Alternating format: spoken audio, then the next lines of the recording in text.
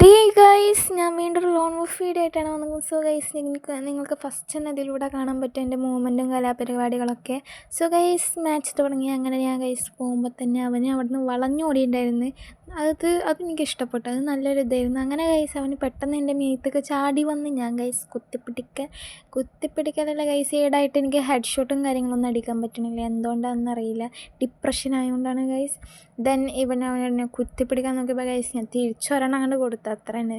Next മാച്ചിൽ guys ഇവന് എയറിൽ ഡിപ്രഷനായിട്ടാന്ന് തോന്നുന്നു. എയറിൽ ഗ്ലൂ വാളും കാര്യങ്ങളൊക്കെ ഇടുന്നുണ്ടായിരുന്നു. പിന്നെ ഗൈസ് അവനെൻ്റെ മുന്നിലേക്ക് വരാൻ കുറച്ച് മടിയായിരുന്നു.